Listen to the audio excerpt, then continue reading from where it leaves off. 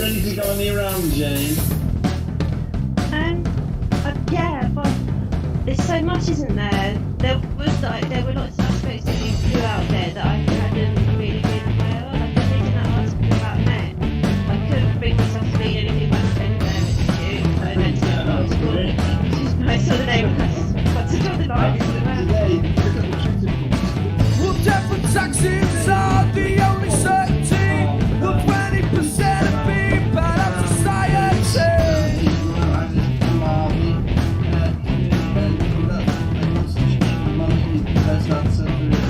Yes, I have made it on my own in this world.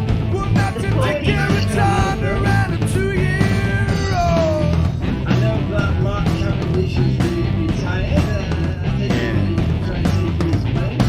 I'm gonna start the old nation and do my own thing, 'cause I will be king. I'm gonna start the old nation with the self-preservation. I'm gonna start the old nation with the self-preservation.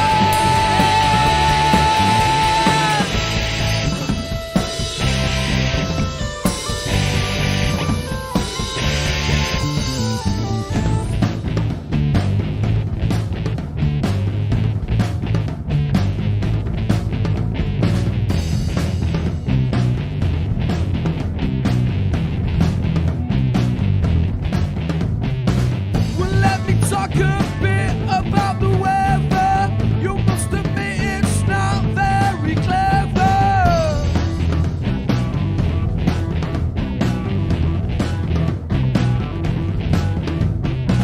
Don't get me wrong, it's not an anti-British song.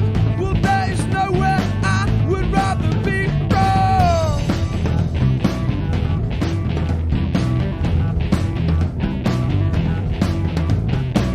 I'm gonna start my own nation and do my own thing, and I will be king. I'm gonna start my own nation with the self-preservation. I'm gonna start my own nation with the self-preservation.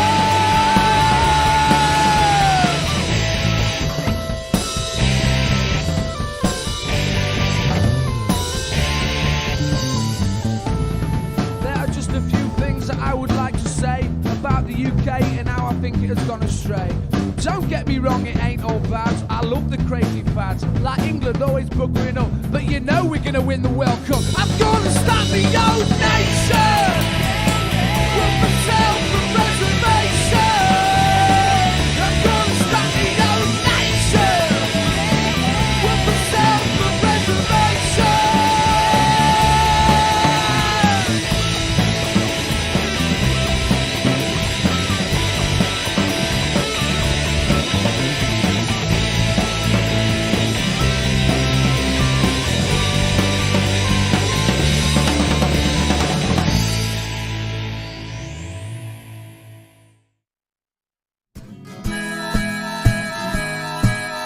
Keep the red flag flying here. And welcome to Political Unmuted. What number are we, Paul? 121. Thanks, Lauren. 21. Can you believe that? That is just unbelievable. That's more than 2 years worth, isn't it? I mean, it's just, and we've got tonight for you the Manchester City of teams playing for us. It's sort of, this is the originals, the sort of the original Dirty Three, and not Dirty Dozen, of course, and sort of playing sort of. Jane is going to kick off today. She's going to start the match. Hiya, Jane. Hello. And and then we got our captain, of course, the Bobby Moore of the, mind you, I've asked him today whether he's hoping to fill Cavendish's shoes, seeing as Cavendish is retiring. So just to let you know how cool our leader is, he pulled up in his car in the driveway, having been cycling. Is that his gear? Is that his gear? And he walks in and he says, right, and just go, we're off. And then he was, as you were playing the music, you couldn't see him. He was eating a bun. He was having his tea. That's how cool he is. It's sort of in control of his life. And Laurie, it's just so great to sort of, we've got, unfortunately, in a very anti-feminist turn, we've got Laura making the sandwiches today. But she's just so good to see you, Laura. Are you feeling better now? I am feeling so much better. This is me with full-on B12 in my system. So yeah, I'm buzzing. And also just a note to say that Paul coming in and just being all cool and everything sorted. There's someone behind the scenes who sorted all for him. That would be me running around. Behind every man, this literally behind the scenes here. So the other day I was doing a cycling podcast and I had like Miguel Indurain up here and like different cyclists and stuff. And now it's all become Malala and Nelson Mandela and Malcolm X and Che Guevara's up there that you can't see, and Black Lives Matter's all of a sudden out and things like that. And yeah, it's all good. Jeremy's over there, but yeah, and Michael, yeah, James Connolly's over there too. God bless him. So what's B12, Laura? Just before we move on, Like something in your body that makes you feel like you can stay alive and awake. And I didn't really know a lot about it until Paul became vegan and he was deficient in it and he was really low and he was really exhausted all the time. And I got tested and apparently there wasn't any in my system at all. So I've been getting injections for the past 2 weeks. I'm still tired. I still like about 2 o'clock. I still want to snooze, but I don't know if that's just normal for me age now. I've bought a new easy chair and I've put it by the back window. And I sit and looking at my garden. I'm turning into an old man. And this afternoon, I sat looking out my back window and I fell asleep. I thought, oh, God, that's the end. But yes, John, but I've been in that room and I thought that chair was the perfect place because, you know, you've got that little lavender patch when you look out and all the bees. Oh, it's beautiful. I would do the same. I'd sit there all day if I was you. Anyway, we'll stop having our little private chats and welcome to our guests. Who we've got Neil. Hello, Mark. Hello, Jacqueline. God bless you. I catch you on Facebook now. We're Facebook friends. That's all. Everybody's saying hello, and we better get on with the show.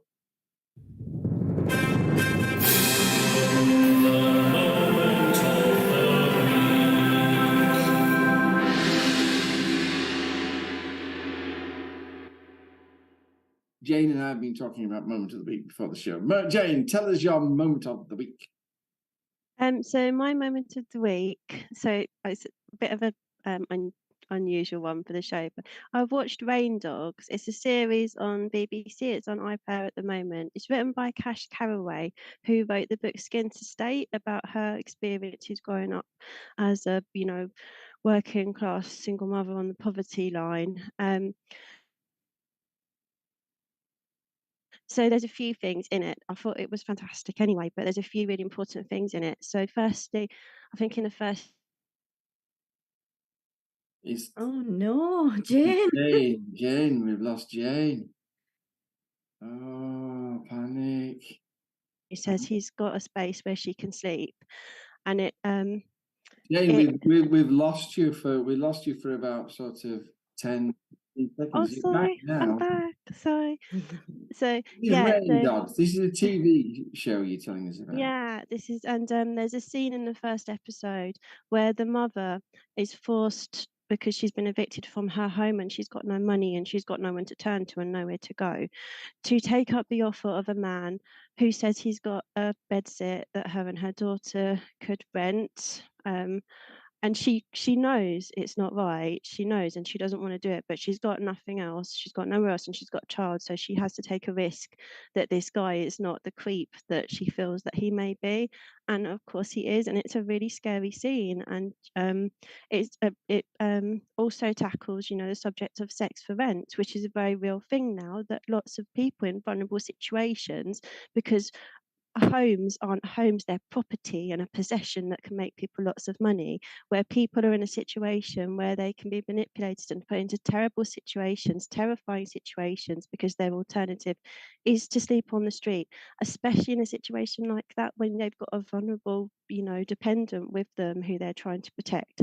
And I thought it was really important that to show just how seedy and nasty that, that side of things is. You don't often see it on TV, certainly not, you don't see it in full its nastiness. It's barely mentioned at all. So that was really important, I thought. And then the other thing about this, one of the other things that stood out to me was there's a scene where the main character, she's written a book and she's managed to get herself a book deal, and it's her way out of poverty. It's her way, to freedom, to a better life. And then she's reading online and there's really nasty reviews from people, saying, oh, she's a fake, she's not really, who she says she is. She hasn't really come from that tough background. She's made it all up. And it was so sad. And she lashes out and puts a video online in retaliation, and with really devastating consequences for her. I won't spoil it for anyone who's not seen it. But what really hit me about that on a personal level was Cash Carraway, the writer. I nearly read her book, but I was reading the reviews and I found loads of really nasty reviews like that about her, saying, oh no, she's made it up, she's not genuine. And I didn't read her book because I'd read those reviews, and I feel really complicit in, it's really hard for working class people to get through in the arts in this country now. We don't really have a lot of literature by working class people, and I wonder what it is about us as a society that is, there's that tendency to turn in and attack other people and illegitimize their experiences. And I feel a bit rubbish for being complicit in that and a bit falling for it. So that was a bit of a learning curve. I was on Twitter the other day, and Jack Monroe, who writes those books about how to eat cheaply, and she was getting a really hard time. And sort of, she didn't lash out. She just said, "Oh, it's nice of these people to draw my attention, draw people's attention to my books. The latest book is £10, and so I went and straight and bought it." That's the right response. Laura, what is your moment of the week? Well, there was a few options this week. There was a few pretty decent protests at various climate change meetings, but I've decided to go with the 20th, because we always talk about really depressing things. So I've decided to go for the 20th of this month was World Bee Day. World Bee Day, not one ginormous bum washer, but Bee Day.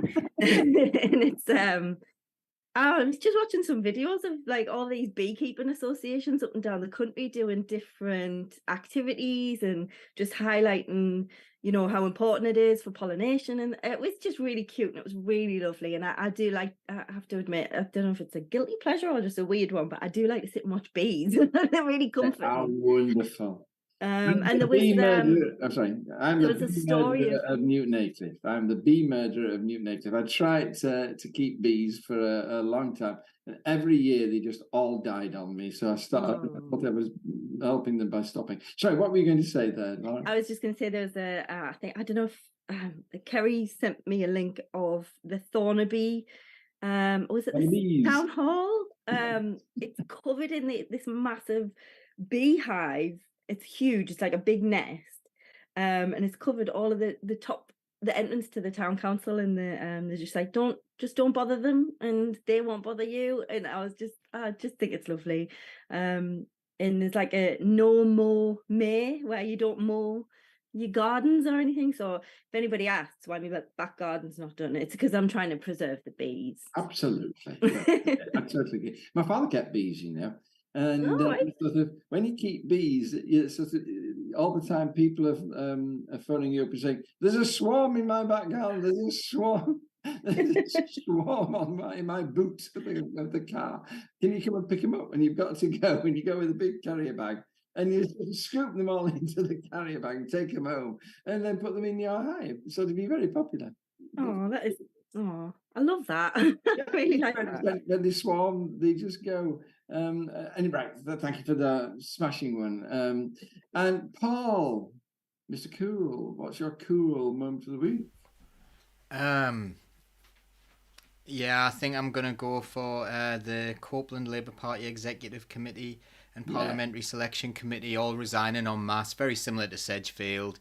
A left winger who, Joseph, who I think I met him before through a Labour Party group. He was really nice, and he was left off the selection committee, and there was evidence from someone who was a convicted sex offender and stuff like that used against him, and who directed a hate campaign against him. It's just more evidence of the Labour Party just trying to totally exclude the left. It's a very, very silly thing, the Labour Party. I think we need to let it go and rot, to be honest, because that is all it's good for at the moment. But it's up to people, whatever they choose to do. But if you really think that the Labour Party is going to change, it is not. It is only going to change for the worse. So another nail in the Labour left's coffin. Do you know in the red flag where they say cowards flinch and traitors sneer? The Socialist Campaign Group of Labour MPs have been cowards flinching for this entire time. Listen to that song, cowards flinch, traitors sneer. We'll keep the red flag flying here. There is no red flag in the Labour Party. The cowards have flinched. There was Sama gave a talk recently on the economy, and he's going to get growth. I'll talk about it later too, Paul. But the way he suggested, he started off by saying we're going to cut red tape and relax planning constraints. Well, I mean, it's straight out of the Tory songbook. And basically, he seems to have got hold of transcripts of Boris Johnson's speeches from the 2019 election, and he's just recycling them. Yeah, I actually replied to that one, and just really politely, Keir Starmer, because these things appear on Twitter, even though I don't follow him because he annoys me. But I did reply, and I said, well, in my time as a parish councillor and a Labour parish council, we had no success objecting to anything, even though they were building houses when there were no amenities and no infrastructure. So like the road system around here isn't good enough to build new houses. There aren't enough schools. So like they were talking about, and their genuine solution is to bus them to school miles away, like primary schools, get them on a bus, move them miles away. There's not enough infrastructure here. And we said, no, this is like there've been floods because of the new houses being built, because they've been built in a field that had plenty of roots in, and now the local area's been flooding. You know, you look at that sewage system thing where where they keep on putting out raw sewage. There's like 3 in my village where raw sewage is being discharged into the streets through like broken drains, and part of that is because of the new build houses, because there isn't enough drainage anymore. And actually the problem is planning laws. Planning laws being too restrictive. I'm sorry, but you can't get them blocked. The thing about it is that for red tape and planning restrictions, read protections. So we're going to remove your protections. That's what they're saying, basically. I could scream. Anyway, here we go. Jacqueline Hemmings, great to see you at the show. Welcome. You must come on sometime, Jacqueline, and be a guest. But she's going to do a Jane and have 2. That's. I didn't mean to, sorry. I have 2 moments of the week. One is joining Unite Community. Well done. The other is getting around to ordering a socialist think tank t-shirt.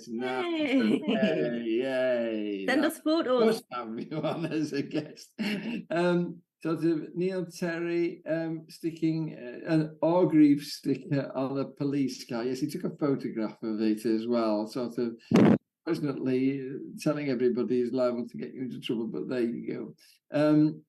Neil, have any of you seen the Eddie Izzard video Glorious? Well worth a watch. But he talks about bees and being covered in bees. I'm covered in bees, and sort of And Neil Terry shares another joke about that. Anyway, off we go. I've got a moment to leave, but I'll tell you in 2 seconds. Now it's time for the big story. Okay, my moment of the week was last night watching the BBC News, and the main story was Madeleine McCann, and they're going to search a lake that they've already searched once. They're going to search a lake again. Now, that poor child, she would be 20 this year. And your heart breaks. And yes, I'm glad that the police are still trying to find the clearly killer. And this is the German police. But lead story on the news. And then the second story was Suella Braverman and a bloody speeding ticket. And I have never heard such a storm in a teacup. I mean, basically, she got a speeding ticket. She asked if it could be arranged that she has the private counselling, as they do one of these things, and they said no. So she paid her fine and got. They're trying to do it, and sort of, I don't care. It sort of, when you look at the issues that we have in this country, do I give a shit about Suella Braverman's speeding ticket? The answer is no. It is not. They have the senior political man speaking about it live from Westminster. It was an issue. And all the time, what they did not do is they did not tell us about what Jane's going to tell us about right now. Because there's something happening in Iran which is absolutely momentous, and it should have been all over the news. And so, Jane, what's happening in Iran? Why, and what are the issues? So how I came to first hear about this was that in September last year, a young woman called Mahsa Amini died in police custody in Iran. She was arrested by, I think, is it the Islamic Revolutionary Corps Guards, or it was the morality police, they call them there. The morality police detained her because they said she wasn't wearing her hijab properly. And she, after 3 days, I think she was in hospital and then died with quite horrific injuries. The state's denying that she was tortured or injured in police custody, but it seems quite clear that she was mistreated and murdered. This sparked huge protests across the whole of Iran, men and women going out onto the streets, and the protesters have been brutally put down by the state, but they still have carried on going out to protest. I believe that this year there have been 7 executions so far. 3 young men were executed a few days ago under absolutely horrific circumstances. They had apparently been tortured into making a confession of murdering IRGC, Islamic Revolutionary Guard Corps people during the protests last year. There are some horrific details that have been published of the torture that one of the men in particular was subjected to.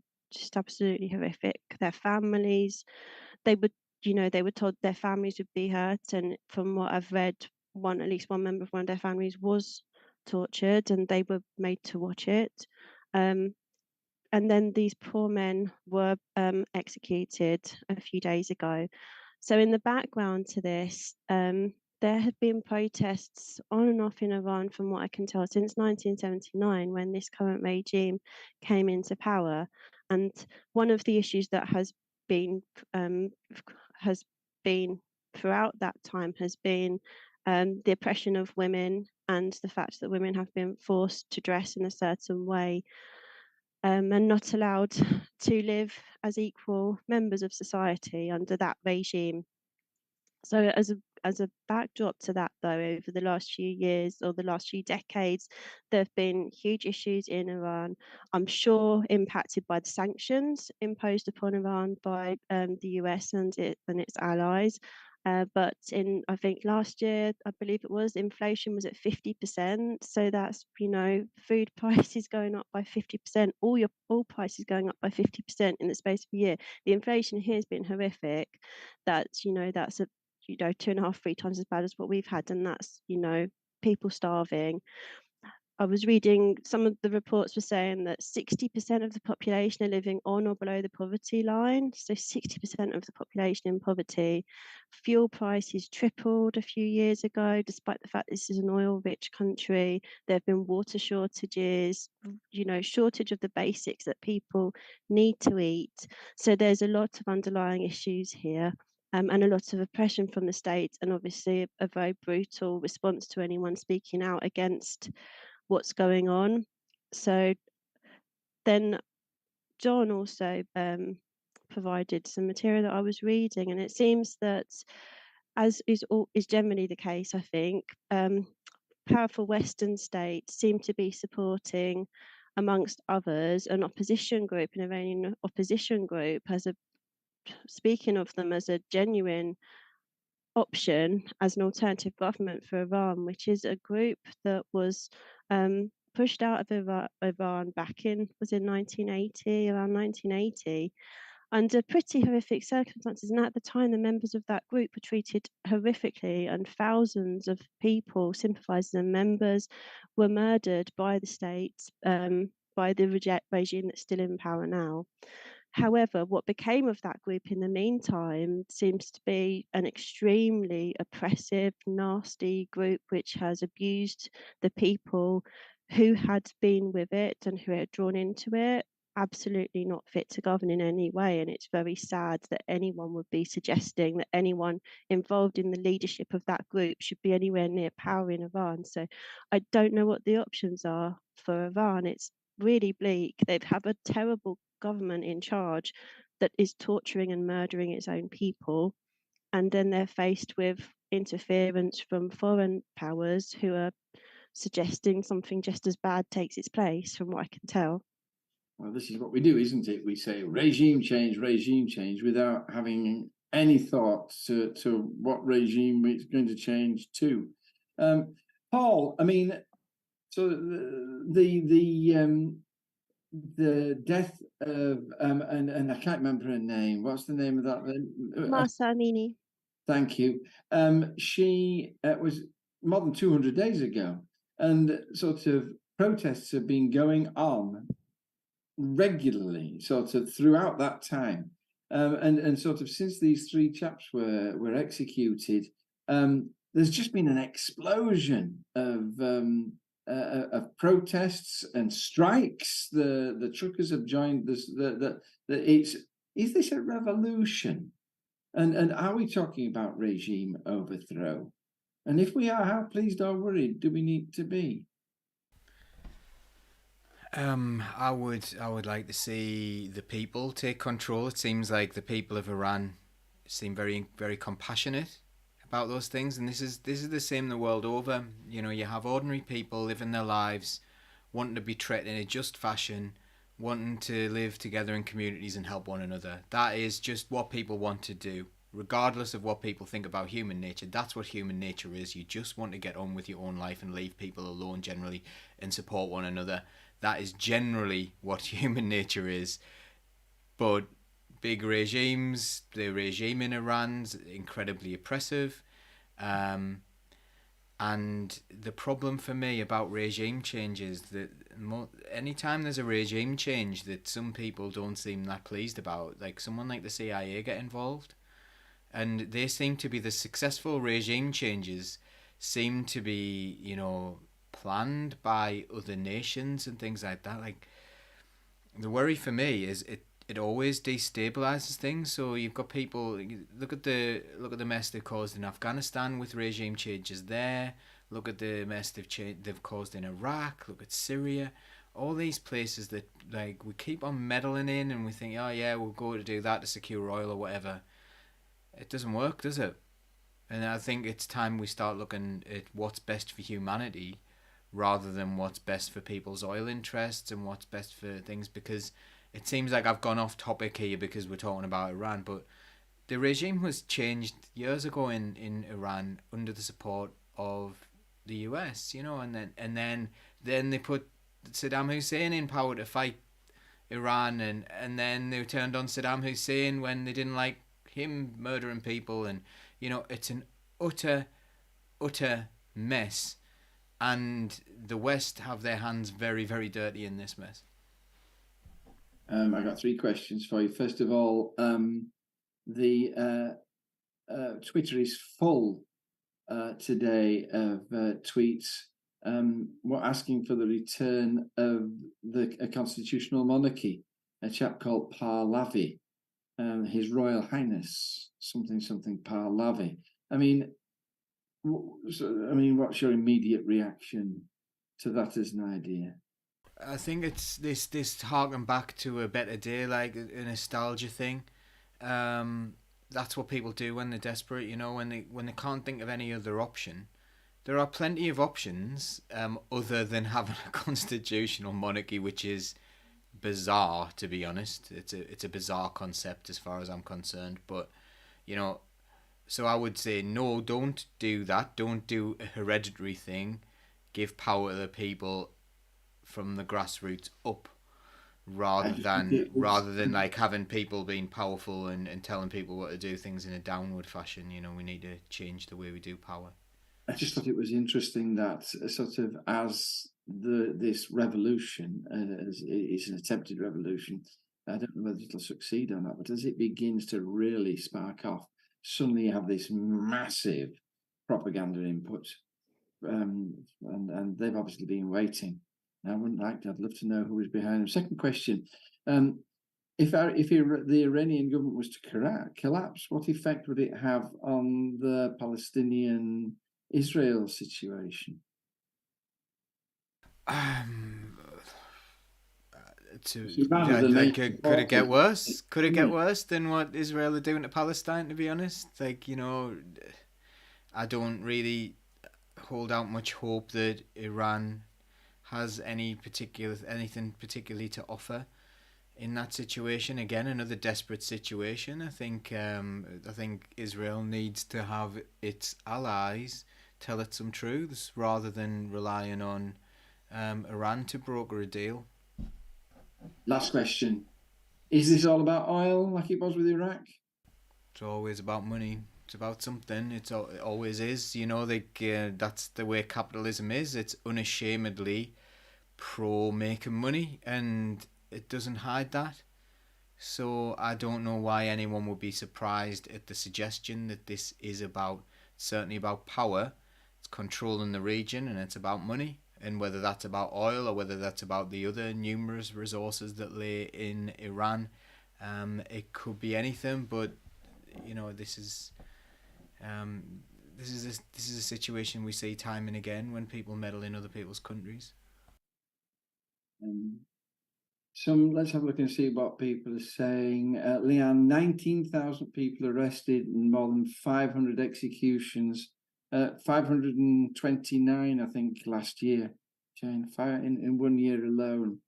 Neil Terry, this is horrific. Leanne, 537, including 68 minors. I always amazed that they managed to kill children for being terrorists. You can't believe it.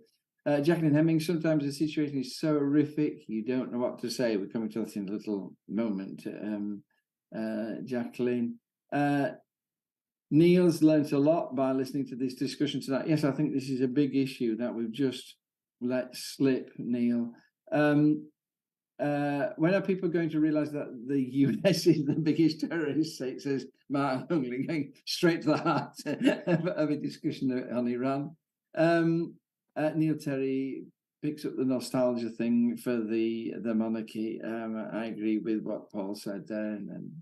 And Leanne, they are desperate. I mean, what breaks my heart in this is that you have genuinely good people risking their lives, women wandering around without the hijab, knowing that CCTV is all over the place with face recognition technology so they can be picked up and arrested and tortured, and they're still doing it. I mean, these people are brave beyond anything we know. And sort of going out on the street when they know they're dealing with people who will pick you up and beat you up and torture you and then execute you. And good people out. And the West's reaction is always to use them for their own international tactical capitalist ambitions, and it breaks my heart. And sort of because their hearts will be broken. Laura, sort of Jacqueline Hemmings says, sometimes the situation is so horrific that you just don't know what to say, and sort of this is where we turn to you. I mean, sort of, what do we as British socialists need to? How do we need to react to this? What do we need to be doing and saying? Well, I think first and foremost, we need to be appalled. We need to absolutely be educated on what's happening and be appalled by the situation, and also understand that this is not a one-off and this is not a rarity. You know, we obviously I come at this from the point of view of, you know, women's rights, and the women of Iran are completely oppressed and have been for a long time. Essentially it's gender apartheid that's happening over there, and this seems to be like the way powerful men deal with things is to oppress women. That seems to be the go-to thing to do. And I think the protests following Marsha's death, I think the protests were sort of, her death was like the touch paper for the fire. I think there was a lot before that to build up to it. Stuff like, and you'll probably see a common theme here and things that you're familiar with, but a cost of living crisis where people can't afford to feed themselves or their families, fuel crises where they can't possibly afford to heat their homes or look after their families. Also, the percentage of unemployment massively impacts women over there as well. So there was a lot going on. There was a lot going on before this happened, and now, you know, we've dived straight head on into, like you say, potentially a revolution.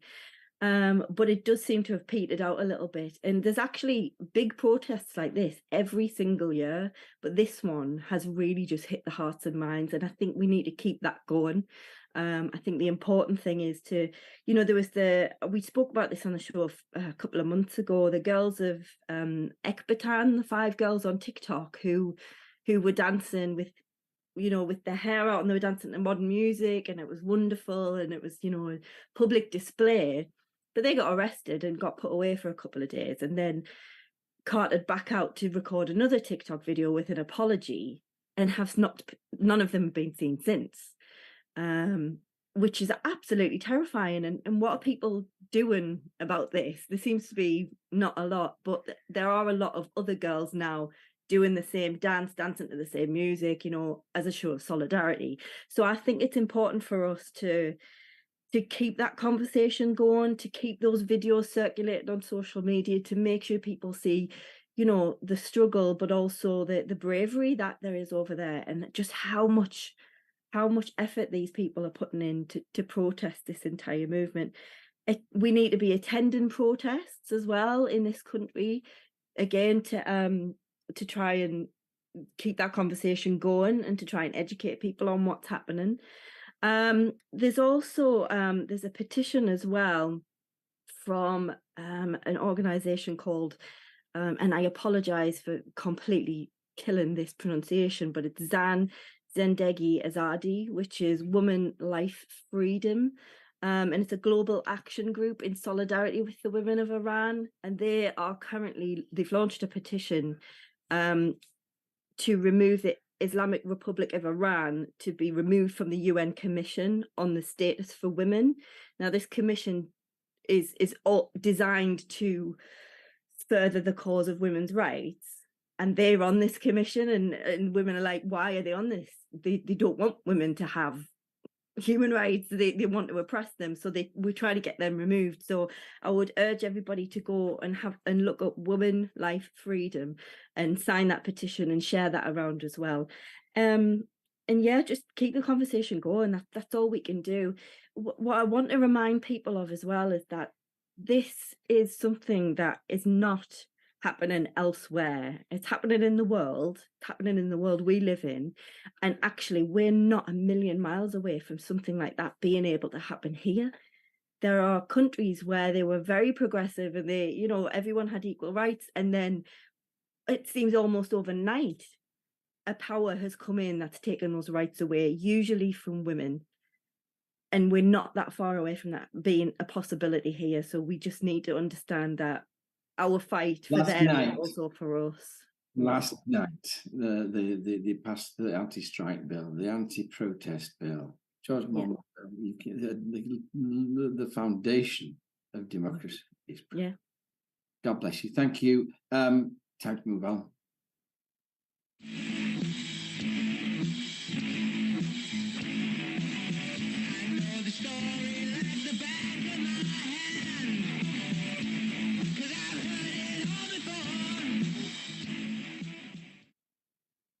Neil Terry says there was a protest in Newcastle. I'm here in Whitby. Like being on a desert island. Nothing happens at all. Right, I'm going to channel my inner father here. I'm trying to channel my father. And some of the questions I'm going to be asking, you have to forgive me. They need asking. We've got two other questions which we're going to deal with just quickly. And the first one is SATs. And Paul, a lot of poor children being made to cry about the SATs reading test. What's your take on all this?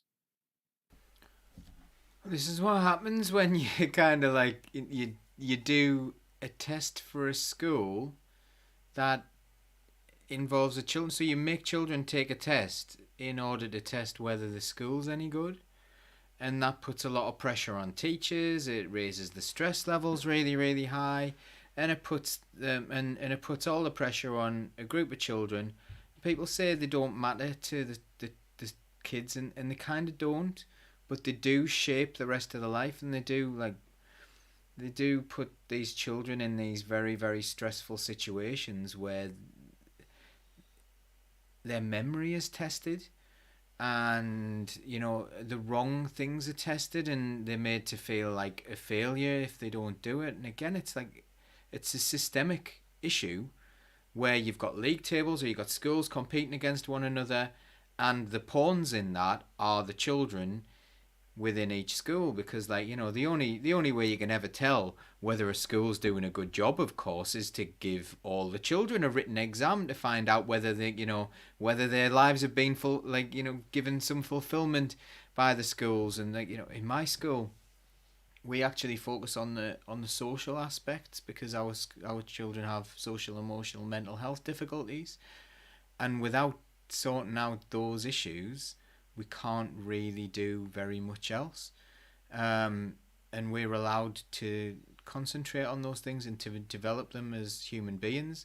And, you know, they might not come out with any exam results or anything like that, but it might help them be able to socially interact with people. It might help them have more self-esteem. It might help them feel that they're actually cared about. And that's what we're focusing on. And in mainstream education at the moment, that is the last thing anyone's focusing on. It might be like teachers on a day-to-day basis do wonderful things and do care about kids, but at the end of the day, the government are putting people under intense pressure in order to get a load of exam results that really don't matter to the child, do matter to the school, but do matter to the child because they're being put under intense stress and scrutiny and judged on it. What struck me about it, Paul, was that in all the reports where parents were talking, they were saying, my child has done loads of practice tests and sailed through them, and this was so much harder. And my response was, what the hell is happening when our idea of education is that you just put children through practice test after practice test after practice test for a SAT, which is for the benefit of the school? What the hell has happened to education? Like this is something it really makes you despondent as a teacher. I used to be a primary primary school liaison for one of the schools. So I would go from the secondary school, I'd go to the primary school and I'd help out there. And there's some lovely things, and I actually helped them to get better SAT results by giving them some specific maths help, and that would actually mean that our job as secondary teachers were more difficult, because the higher their SATs results were, the more they were expected to get at GCSE. But we did it because we wanted to help and so. And one of the schools I visited one time, this wasn't one that I directly worked with very much, I did see their plan to improve school results, and their plan was to improve school results by exam seating plan. And this was on like documentation and stuff like that. And what they were saying is they'll sit the level 3 children next to the level 5 children so that they can see the level 5 children's answers and write them down. So they actually were that like blinkered by this ridiculous system that we're in, that they thought sitting a child who can't do it next to a child who can and have them copy the answers was a valid strategy. This was in official school documentation. Now, what's gone on there? Like, intensely stupid as that is, why is anyone thinking that that's a good idea? That, you know, why is anyone that desperate that that becomes a strategy to use? It's the same as that GCSE where you get children's coursework. With teachers virtually writing it for the children. Laura, does it matter if a child goes home crying after an exam? Has everybody in the world not sat in an exam where they couldn't do any of the questions? Because I certainly have. And sort of, isn't it part of teaching that you teach children that you're going to meet these situations from time to day? Is the school not at fault for saying, and if you get in there, sort of, it's difficult for everybody, don't worry about it. If it's too difficult for you, it's too difficult for everybody. You're graded on a sort of the table of results, the range of the results, not on an absolute attempt. Just do your best. Should we give a damn if some children go home crying after an exam? Is it sort of, how are these people ever going to win the Second World War? Sort of children cry about all kinds of things, and you sort of, is it really all that big a deal? I think, yes, it is absolutely that big a deal. It is a lot of pressure, because they do sort of talk about the future and what your path will be because as a result of this particular test. And it's really young to be doing things like that. And honestly, if I had to sit an exam now, I might come on crying as well. But I'm old enough to deal with that potentially. But I think the issue is not only that there's a lot of pressure, you know, there needs to be all-round development, and there isn't. What kids are being taught now is how to pass a test, and that's no good for anybody. And it's not, I don't think it's very beneficial for children to be put under so much stress that they then want to cry or are in fear of what's going to happen. That's not going to benefit somebody growing up to become a full, well-rounded, confident human being. And I think it's also the idea that we need to challenge the idea of what success is.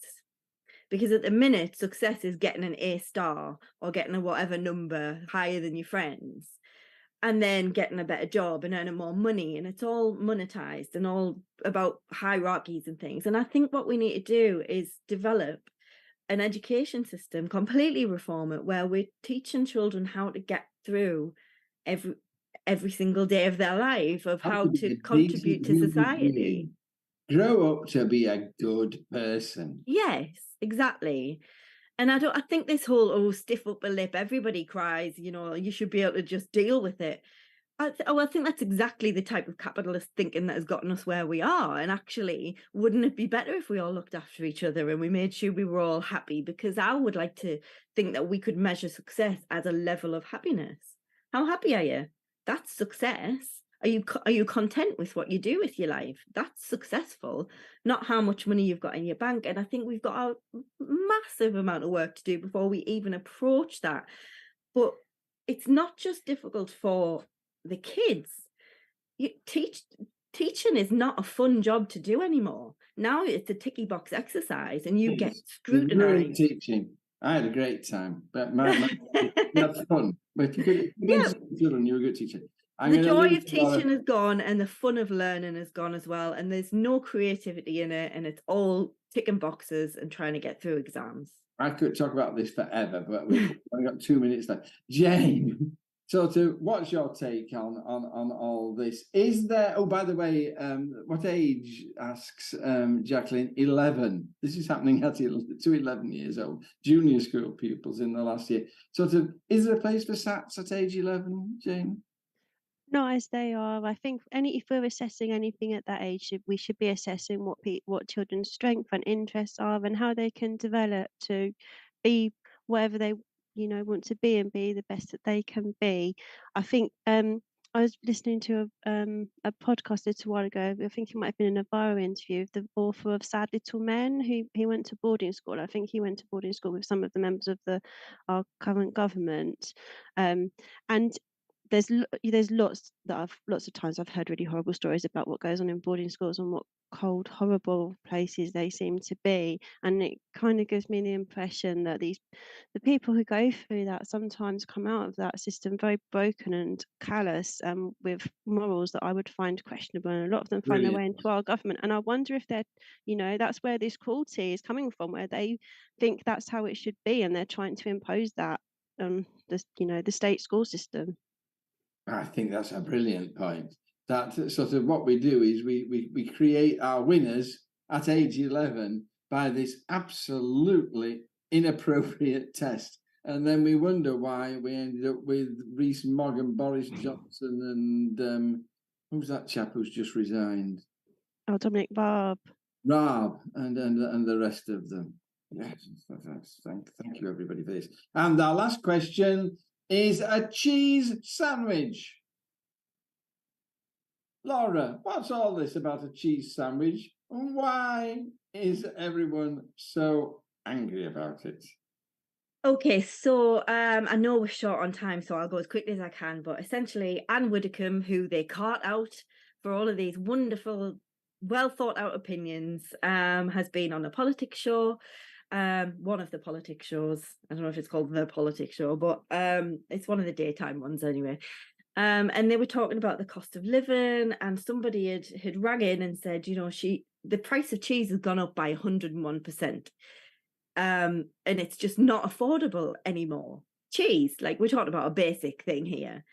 And her response was, well, don't do the cheese sandwich then. Which is just a ludicrous response. It's absolutely ludicrous. And I think what it does is it shows not only how out of touch she is, but also the complete lack of empathy. There was no willingness to try and understand where this person was coming from. There was no care or attention taken to what she was saying at all. It was just like, well, don't have it then. And it's not just about cheese sandwiches. It's about, what she's basically saying is, if you can't afford it, you can't have it. And if we're talking about basics like bread and cheese and milk, then this is not us saying, oh, maybe we won't get the yacht this year. These are things that we need to actually survive and live. And she's just brushed it off like it was nothing. And I think it shows that she's never met or been around anybody for a sustained period of time who has to worry about things like that. She clearly doesn't. And why are we still listening to people like Anne Widdecombe? Why are we still bringing people like her, absolute dinosaurs, who are just nasty, cruel capitalists? Why are we still carting them out and giving them the airspace? Okay, I'm going to channel my father again. What is wrong with suggesting that people ought to learn to live within their means? When we got caught up by inflation, we sold the house, we moved to Eldon, and reduced our lifestyle to fit our income. What is wrong about that? I totally understand your point, but she's not asking people to live within their means. What she's doing is telling people that they have to survive with what they've got, no matter what. And the disparity between the richest and the poorest in this country is just widening and widening. And they don't have to watch what they're doing. And these are the people who are in power who make the decisions on how expensive things are for us. And if clearly people like her are showing a disdain for the people who aren't on their level, and we can just be forgotten about. It's not about saying you need to budget better. We need to be paid better. We need the people in power to look after us. That's what we elect them for. And we need them to make sure that oil and gas prices don't go through the roof and put the money in the pockets of their best friends. So there is something to be said for budgeting, but I don't see the top 1% budgeting. Well, I'm going to be talking about it in a moment. So the last question: a cheese sandwich is 60p. I made one today, weighed the ingredients and worked out how much it cost. Last question to you very quickly. When somebody says they can't afford a cheese sandwich for their lunch, are they exaggerating? Well, first of all, I love your dedication to research by weighing out a cheese sandwich. Fantastic stuff. I don't think they're exaggerating. I listened to a few stories today from while I was sort of reading up on this, and people can't afford washing up liquid. They can't afford shower gel. People, they really are struggling to make ends meet. And I think what you find is maybe they can afford a cheese sandwich for their kids, but then they go on without food. I'd remind people to go and watch I, Daniel Blake. I mean, it's quite clear that it's not a cheese sandwich that they can't afford. It's when your budgeting reaches the point where you're having to cut out essentials, and it may be the cheese sandwich that has to go, or the washing up liquid, or whatever, or clothes for your children. But it's when it reaches that point, it's unacceptable. Thank you. God bless you, Jane. We're always banging on about these out of touch MPs. Does it really matter if the MPs are that don't know the price of milk? That was the thing, wasn't it? Do you know the price of milk? And they didn't. And it was a huge.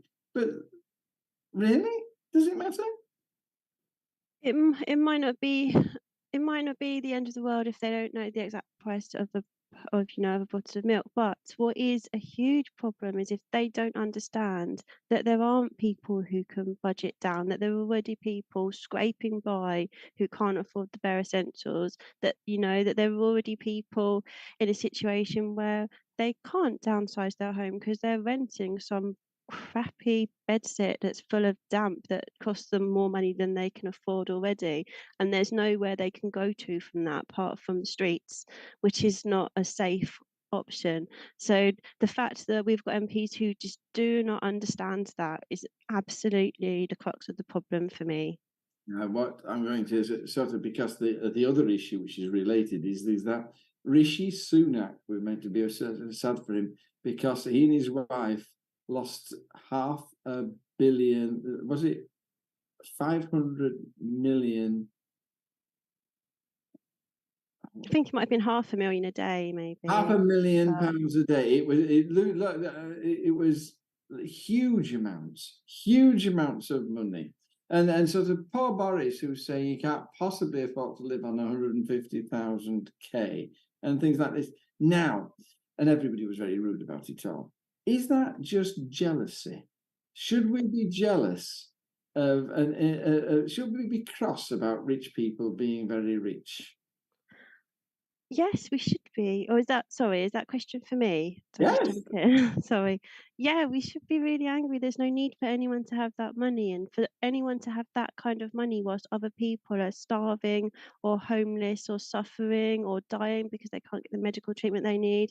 I can't see any possible excuse. If it was me, I couldn't sleep at night for knowing that I had that much money whilst other people were suffering. I wouldn't be able to cope with that. So I don't understand how they can live like that and have no conscience around it. You're a wonderful person. Paul, last question to you. You have 3 minutes, and I've got to read the question yet. Sort of Starmer's answer to this poverty is growth. Quote, growth is higher wages, stronger communities, thriving businesses. It's more vibrant high streets, less poverty, more opportunity, warmer homes, healthier food, better jobs. It's public services that are well funded. It's holidays, more cash in your pocket, and an end to the suffocating cost of living crisis. Is he right? And if he's wrong, what is the answer to these things of poverty? Firstly, you need to be more glottal. Anyway, so It's not the host, not the ventriloquist. so anyway, but I enjoyed that, John. So talking about growth, it's just this really, really silly. Like, what do you mean? Oh, we need growth. Like, what does he actually mean? Growth of what? You know, growth of. Does he mean that we need to produce more so there'll be more growth there? Does he mean growth in the value of the currency? Does he, like, he's not being very specific. It's just a buzzword. It's utter nonsense. What we need is people to have more money to be able to afford these things, and less money in the hands of the richest, because we've had this situation for many years now where, you know, people have been encouraged to have certain lifestyles, and there was this big switch over from public debt to private debt. So, like, you know, it used to be that the public would print money and then the public would be in debt, and that would become private sector wealth because, you know, you print money and then it's in the private sector, which is us, really, and then we can spend that money and that can circulate. But then they went, actually, shall we just give it to the banks, and then, like, then people can owe that money to the banks instead. And people were like, oh, well, I need a new car. You need to get a new car because that's capitalism, and you need to get, like, all these things. You need to get all these consumer goods. There's a little loan involved, so it's going to cost you a little bit more. So if you're poor, that might cost you anywhere between 4 and 50% extra because you've taken a loan. And then those loans need to be paid back, and then all of a sudden you can't afford a cheese sandwich because your wages haven't gone up at the rate that the loans have gone up. And this is a problem. This is just a problem of capitalism. You know, like, it's completely out of control debt in the private sector, meaning us. So when I'm not talking about private sector debt for businesses, I'm talking about private sector is basically us. We are not the government. We can't print our own money. So a government could have just said, here's some more money, right, we owe that to ourselves, blah, blah, blah, right, okay, whatever. But instead, they've gone, actually, shall every person to do that. And I think it's been a complete deliberate ploy because it means people are scared to go on strike and demand higher wages because they go, because this is a whole thing about the strikes that people have overlooked. People are going, yeah, but I'll lose my house, or I'll default on that loan, or I'll lose my car, I'll lose my lifestyle. Whereas before, if you just had paid a bit of rent from the government and you had a council house and you didn't care about a car and stuff like that, all of a sudden it's much easier to go on strike, isn't it? And it's all part of repressing us, and we need to understand that. Thank you so much indeed. And that's the end of the show. I always feel awful when I stop people talking to finish the show, but sort of... I'd finished. Is that it? Oh, you finished the show? No, I'm saying I'd finished. John, No, don't feel my bad. screen suddenly disappeared to nothing. Is the show? Are we still live? Hello, everybody. You all disappeared from the screen. I thought when you said I finished, I thought it pressed the as a joke. No, I was saying I'd finished, and you didn't need to feel bad about interrupting me because I had finished. It's throwing me into absolute chaos. You all disappeared. Anyway, I'm going to bring the show to an end, people. Thank you. Wasn't it great today? Don't you think it was good? I mean, this is political education at its very best. I mean, today you learned about Iran, which is this amazing thing. You learned about the issues about SATs, and you learned about cheese sandwiches, which come in perhaps more useful than the other two at some time. So I'm going to say goodbye to everybody. Goodbye, Paul. Goodbye, Laura. Oh, it's so good to have you back, Laura. Thank you. Bye. Goodbye, Jane. Thank you for your expertise. Goodbye, everybody. And as always, I'm going to now shut up and let Paul tell you about Socialist Think Tank. And so it's goodbye from me as well. See you next week. Laura, I'm putting you on the spot. You do it, please. Okay. It's been a while, but yes. please do head over to socialistthinktank.com and become a member. Get yourself on one of our shows. Have some input into what we talk about. If you are so inclined and can afford a cheese sandwich, then do please donate, and so we can get one too. We can fuel the show and keep making content for you. You find us on all social media platforms as well, so do get involved. We do want to build our community. We do want to keep sharing the message, and we can only do that with your help. So thank you very much, and we will see you next week. See you next week. Bye-bye. And as Toto says in the comments, we'll see you at the Miners' Gala soon. Yeah. Take care, everyone. Keep the red flag flying here.